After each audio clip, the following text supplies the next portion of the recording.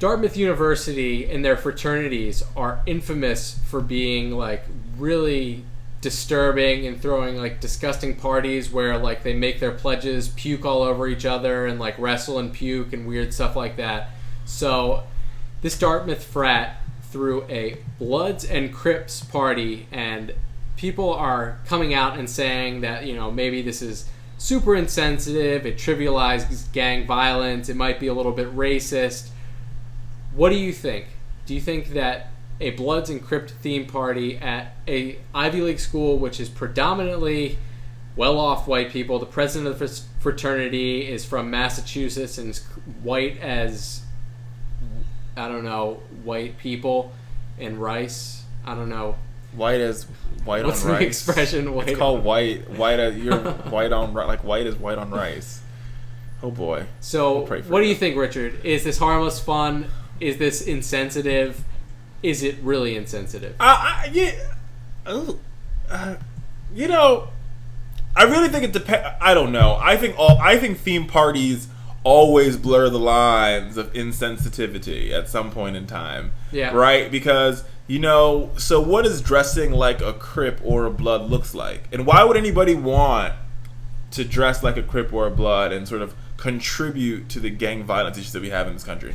And you know, I think what makes matters worse for me is that this is like the intelligentsia. Yeah, it's the Ivy League college. Ivy League intelligentsia who wants to dress like Bloods and Crips, and yet those are people that are processing your mortgages and working on Wall Street. Yeah, that's why it sort of speaks volumes as to why Wall Street and the fraternity lifestyle sort of spews out into Wall Street, where they have these crazy nights, these drinking binges, and those are the people that wake up in the morning and sell, you know, your mortgage upstream to China.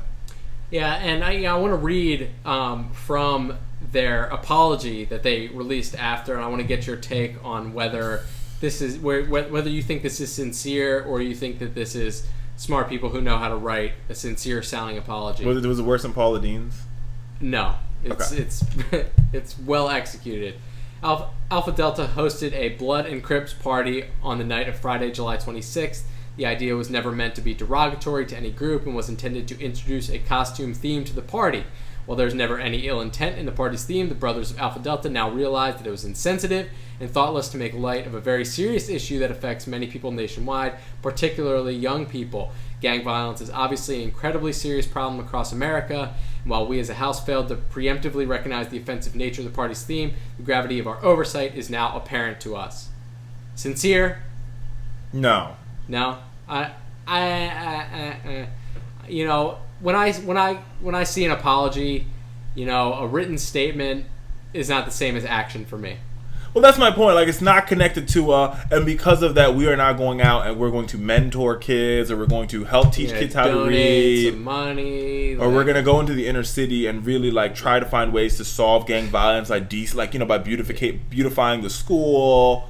It's just like, yeah, we're sorry. Party was fun.